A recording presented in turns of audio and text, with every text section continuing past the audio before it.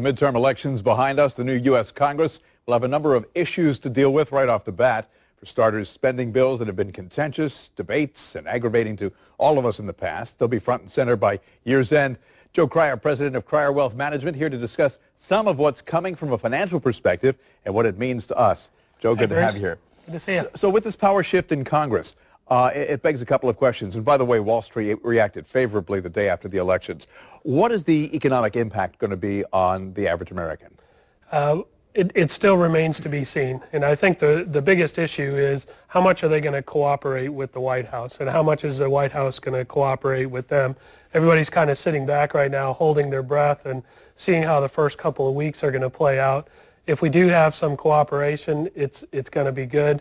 And good news for investors is that the third year of a presidential cycle, markets are typically up almost twice as much as they are in all other years. And part of that is hopefully an air of cooperation, getting things done so that a president can leave a legacy, among other things. Right. Mitch McConnell was pretty proactive in saying, you know what, with a Republican-controlled Congress, we're not going to have to deal with government shutdowns and budget problems and things like that. Pipe dream?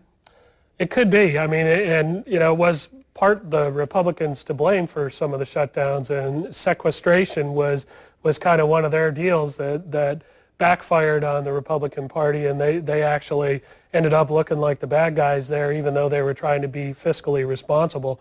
So I think they're going to back off of that kind of a thing and say, hey, look, we're all about pro-jobs, pro-growth, and they are looking ahead 2 years now to the next set of elections. Let's talk about some of the key issues for a Republican Congress. The Keystone Pipeline's important to them.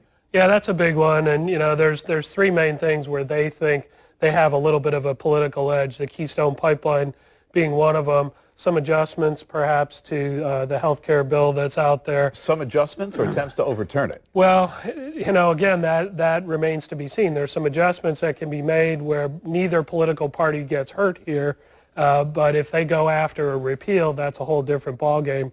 I don't think they want to approach it that way because it was a little bit too big of a battle, but they're going to test the waters to be sure. There's a medical device tax that they're going to go after right away just to kind of test the waters.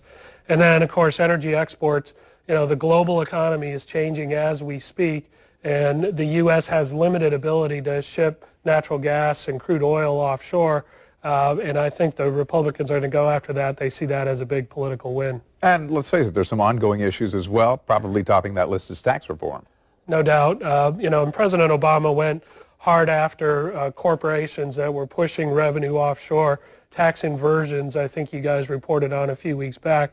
There's a lot to be done there to get corporations to domicile here in the U.S. and bring those jobs back.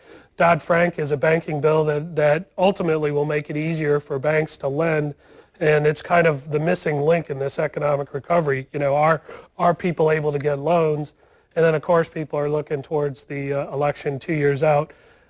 Make no mistake about it, the presidential campaign begins today.